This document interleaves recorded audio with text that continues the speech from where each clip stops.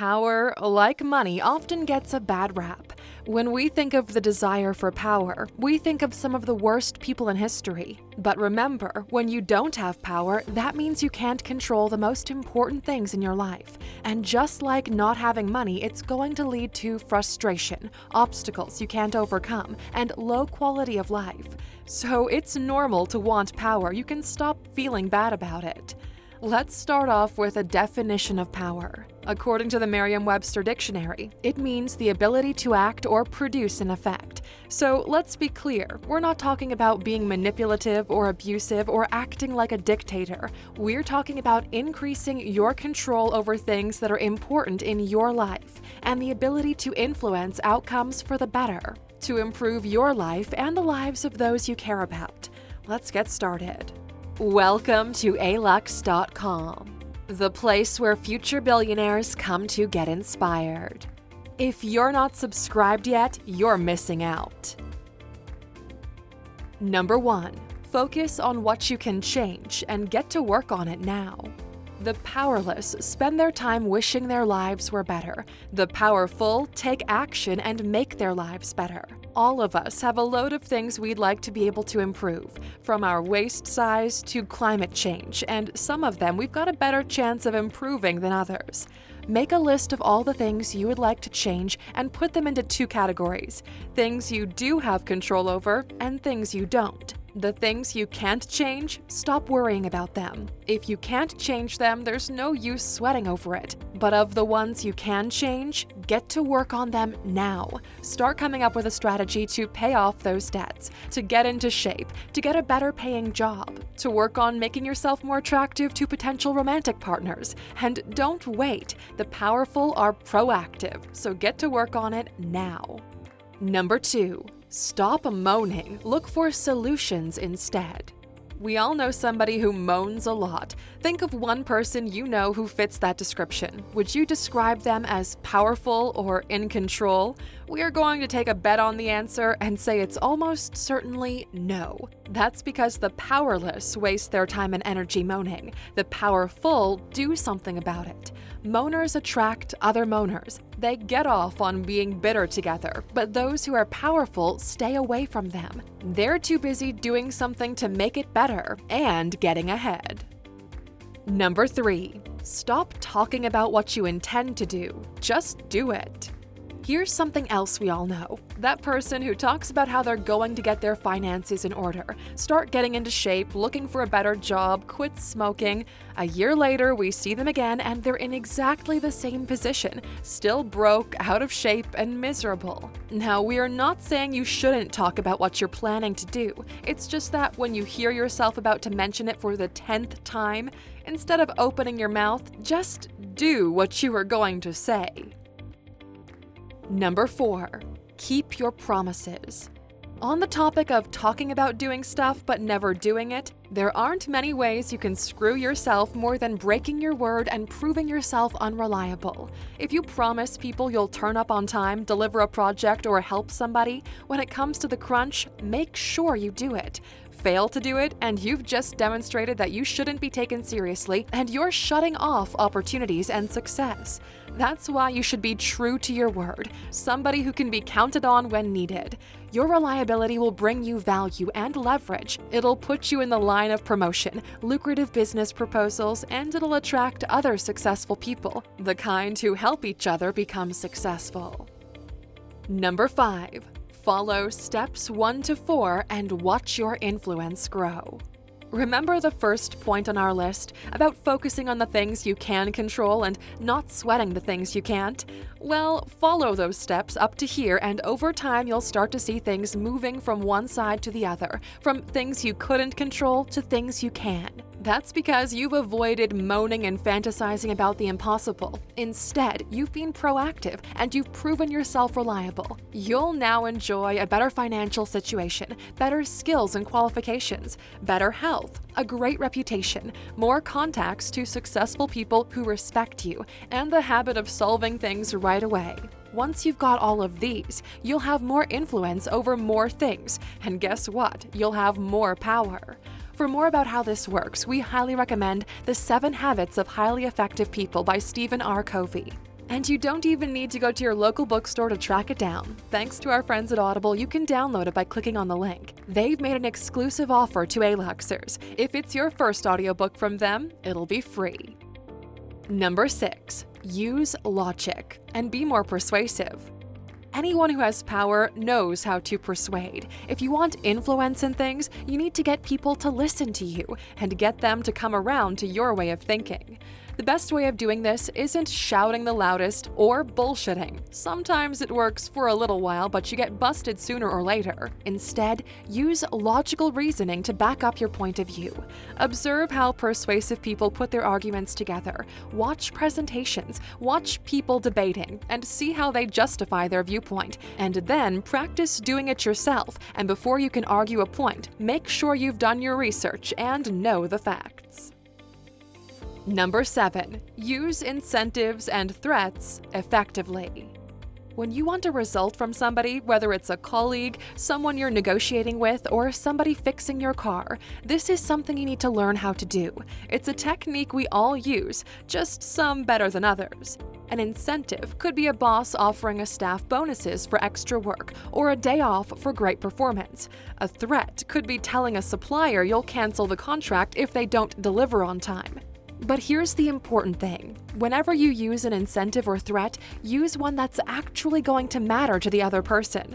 A boss offers their employees an incentive that nobody cares about, well, it's not going to work, and the boss is going to look patronizing. And a threat that isn't really a threat or one that you can't carry through makes you look weak. In either case, you won't be taken seriously, so think carefully about what incentives and threats you use and make ones that will actually matter to other people. Number 8. Stand up for yourself. When people don't stand up for themselves, it's usually because they're afraid of conflict. Don't be one of those people. Remember, conflict is part of life. Don't go looking for it, but avoiding it makes you a pushover. That means you never set the rules or boundaries yourself. You let other people set them for you. It could be making the case for a pay raise from your boss, or making your voice heard when you've been given crappy customer service, or just reminding your housemates it's their time to do the dishes. But remember, be fair. Don't overstep the mark by being too pushy or too entitled. For lack of a better way of putting it, don't be a Karen, whatever your gender. No offense to anyone actually called Karen. We didn't invent the term, we're just playing along. What we're saying is, be fair, and people will respect that. It'll add to your credibility and your power. Number 9. Get rid of limiting beliefs. Henry Ford once said, "Whether you believe you can do it or believe you can't, either way, you're right."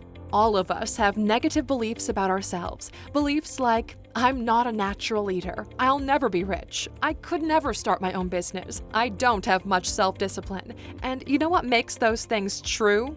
The fact we believe them. Maybe also sometimes the fact that past experience has shown us they're true. But why let past experience hold you back now? Instead of focusing on negative things you believe about yourself, get to work developing the traits that can get you to where you want to be. The ones that can make you a natural leader, run your own business, or be better disciplined. And once you do that, you'll have tossed your limiting beliefs to the curb. Number 10. Build up a great network. Whatever it is you want to do, nobody can do it on their own. We all need people to help us out. That means people we can rely on. Now, this includes friends and acquaintances who give you help, advice, and feedback. And in other situations, you'll give them the same things in return. And the more knowledgeable, qualified, and reliable you are, the more valuable you'll be, and the better the people you'll be able to attract into your network. Or it could be the people you have a working relationship with, who you pay, a great lawyer or financial advisor, trusted employees, or suppliers. Have the right people in your network and you'll have a much greater leverage to reach your goals. Number 11. Pick your friends carefully. Ever hear the saying, you are the average of the 5 people you spend the most time with? Sure you have, we've said it a bunch. Why is that though? Well, it's because they have the greatest influence on our behavior and attitudes, and on the results we get to enjoy in life. Let's show you how. Have buddies who are unmotivated, poorly informed and mostly talk about celebrity gossip, well, spending time with them won't exactly broaden your horizons, increase useful knowledge, or bring you opportunities.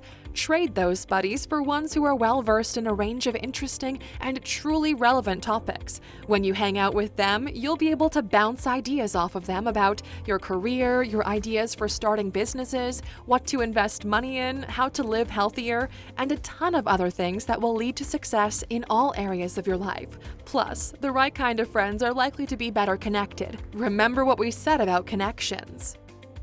Number 12. Protect your reputation.